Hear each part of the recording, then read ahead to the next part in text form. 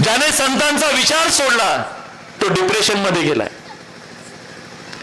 आणि आपल्याकडे सुद्धा ज्या ज्या नव्या पिढीने संतांचा हात सोडलाय ते डिप्रेशन मध्ये. टोकाचा निर्णय त्यांच्याकडे आहे. पण ज्या ज्या वडीलधाऱ्या माणसांनी संतांचा हात धरून आहेत, संत आपल्याला कुठे नेतात? समाधानाकडे नेतात. संकटावर कितीही संकट आले तर मात करायला शिकवतात. पण आज या संतांचं आम्ही काय केलंय? जरा मुद्द्यावरच येतो. काय केलंय आम्ही संतांचं? संतांना आम्ही जातीत कवटाळण्याचा प्रयत्न केलाय. तिखट आहे, मला माहिती आहे, पण हे सत्य आहे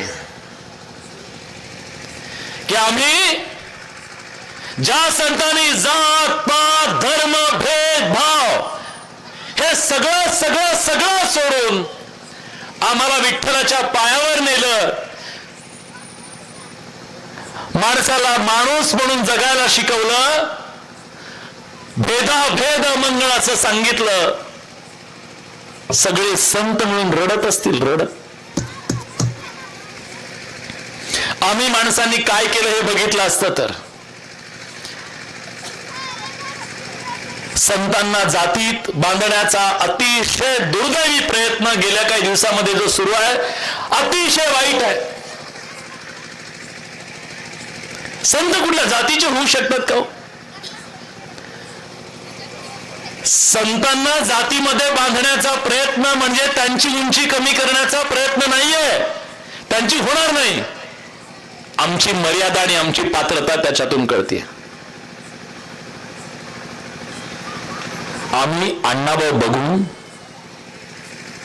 मी वर बोलतोय, आभाळ आभाळ हे वैयक्तिक कुठलं नाहीये, आडनावं बघून जर आम्ही कीर्तनकार बोलवायला लागलो तर आम्हाला ज्ञानोबा तुकोबांचं नाव घेण्याचा अधिकार नाही, विठ्ठलाचं नाव घेण्याचा आम्हाला अधिकार नाही, वारकरी संप्रदायाची पताका खांद्यावर घेण्याचा आम्हाला अधिकार नाही. जर आम्ही संतांना जर जातीमध्ये बांधण्याचा प्रयत्न करत असू तर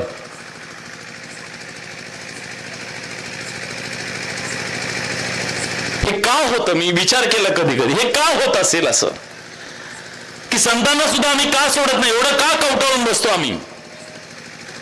आणि आपल्याला कळत नाहीये की बाबा हा संत ही प्रवृत्ती अशी का होतीये? तर सामाजिक दृष्ट्या आपलं प्रतिनिधित्व असावं असं प्रत्येक समाजाला वाटत असतं, त्याच्याबद्दल काही दुमत नाहीये.